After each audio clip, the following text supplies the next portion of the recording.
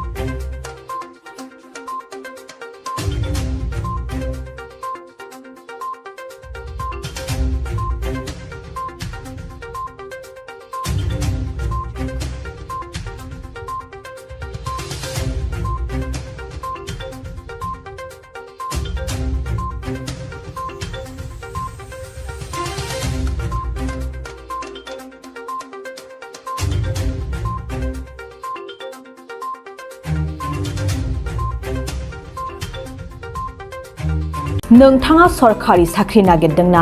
नोंथांनि थाखाय मोनसे गोजोनथाव खौरां। नोंथांनि थाखाय दं एडुकेट पइन्ट, जेराव नोंथाङा सोलोंथाइ लानायनि गेजेरजों सरखारि साख्रिनि गुबुन गुबुन रोखोमनि गोब्राब आनजादफोरखौ उथ्रिसारनो हागोन आरो गावनि आथिङाव गसंथानो हागोन। बे एडुकेट पइन्टआव नोंथांमोना SSC, bank PO, bank clerk, bank SO, UPSC, FSC, defence, railway, state insurance, एएअ, एडिअ एसिस्टेन्टजों लोगोसे स्टेट लेभेल जब आरो माखासे सरखारि साख्रिनि आनजादाव गोनांथि जानाय आयदाफोराव सोलोंथाइ लानो हागोन। मख'नो गोनांदि बे सोलोंसालियाव साख्रिनिल' नङा, बेयाव MBA आरो सैनिक स्कुल बायदियाव एडमिशननि थाखाय एन्ट्रेन्स होनो थाखायबो सोलोंथाइ लानो हागोन। बे सोलोंसालियाव गाहाम थाखो खथानि सुबिदा दं आरो सम मथे नोंथांनि सोलोंथाइखौ बे सोलोंसालियाव होनाय जागोन। बेखौबो मिथिनांगोन दि बे एडुकेट पइन्टआव सोलोंथाइ लानानै बावैसो 2021-22 इं मायथाइनि एसएससि जिडिनि आनजादाव गासै 11 सा सोलोंसाफोरा उथ्रिसारनो हादों। बारा नङा, गासै 15,000 रांजोंनो नोंथाङा बे सोलोंसालियाव 6 दानसिम सोलोंथाइखौ लानो हागोन। बे सोलोंसालिया क'क्राझार, बरपेटा रड, गवालपारा आरो बङाइगावआवबो दं। क'क्राझाराव सोलोंथाइ लानो गोसो गुदुं जानाय सुबुंफोरा 700-226-133 9101 536360 700-226-133 9101 536360